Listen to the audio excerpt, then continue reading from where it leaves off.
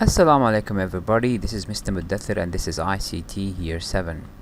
In the previous lesson we learned about in Windows how to start a program, just like when we opened the Paint, and then we moved on to the interface, what you see in Windows. How can you deal with the Internet Explorer in Windows with all of the buttons, the back button, minimize, maximize, close buttons, the folders where you can browse your folders, the content of your folder, and the last thing we learned about the computer folder, or as it's named in Microsoft Windows 10, this PC. You'll find it at this side over here. In today's lesson we're going to go further in the usage of Windows operating system. We'll start by defining files and folders. All of the data in your computer is organized into files and folders, but what exactly are files and folders? You can say that a folder is a location on the hard disk drive where you can save your files, whereas a file is a collection of data such as texts, photos, videos, music, and so on. What we are studying right now is very basic, but we have to learn every single bit of it. Okay, so in these steps we're going to learn how to create a folder and a folder inside a folder. To create a folder, first you need to know where do you want to create the folder. Let's say on the desktop right here. To create a folder, simply right click, remember right click, new, and then folder, and then type the name of the folder, whatever name that you can remember later, and then press enter. Now you have created a folder. To create a folder inside a folder, simply open this folder, again right click anywhere you want, new, folder, and type the name for that folder. When you have a lot of data, it's better to organize it into folders. You know how to create a folder, and you know how to create a subfolder. The structure of the folders is like a tree with branches. Copy, move folders and files. If you want to rearrange the structure of your folders or files, or copy them to another location, you can use the commands copy and cut. Copy, as the name indicates, copies a file or folder to another location, whereas cut moves it. You already learned the basic ways to copy or move a file or folder on your computer. Now let's see some other ways to do it. We have a method that's called drag and drop. So let's try this method, drag and drop. Let's say that I have this folder and I have this file. I want to move this file from the desktop into ABCD. So to drag the file, click on it, keep clicking, drag it. Once you are on top of the folder, it would tell you you are going to move to ABCD. Let go, and there you go. The file is gone from here. It's been moved to ABCD. If you want to undo this, simply click here and click undo move, and it will go back to its original position or original location. Here is another tip. We have moved the file using drag and drop method into this folder. That is cutting and pasting. What if we want to copy the file instead of moving it or cutting it? To copy the file, simply press Control button on your keyboard. See, if I didn't press the button, it's going to be moved, but if I press Control and then drag it, instead of moving, it's going to say copy to ABCD, and let go. Did it move from here? No, but now I have ICT timetable right here and ICT timetable right here.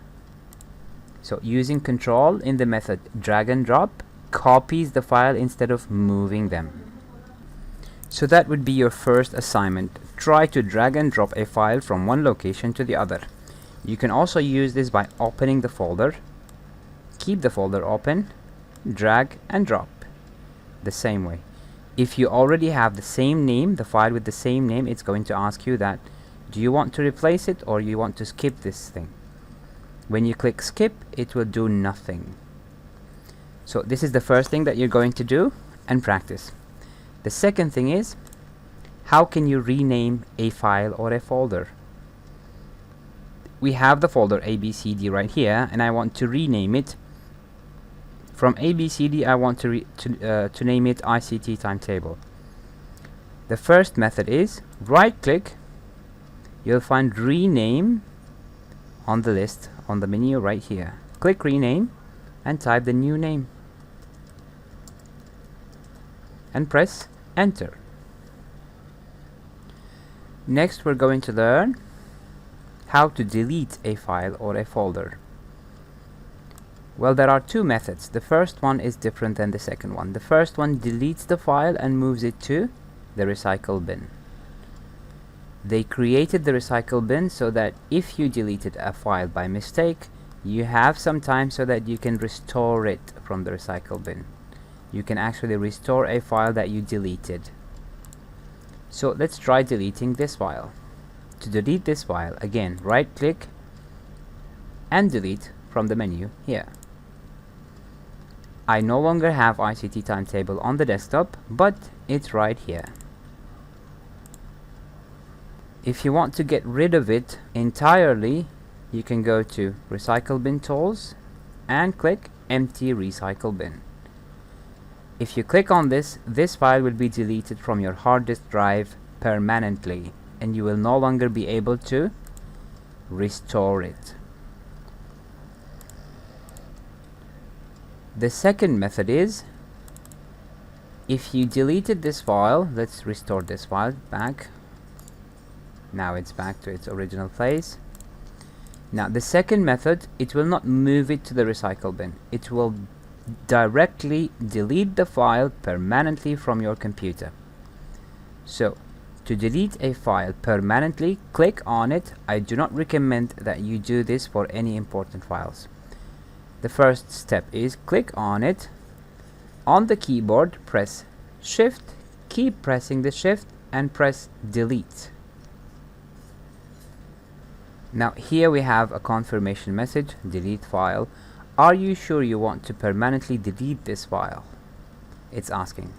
If you press yes, it will not be moved to the recycle bin. It will be deleted permanently from your computer. If you open the recycle bin right here, there is nothing, no file was moved here.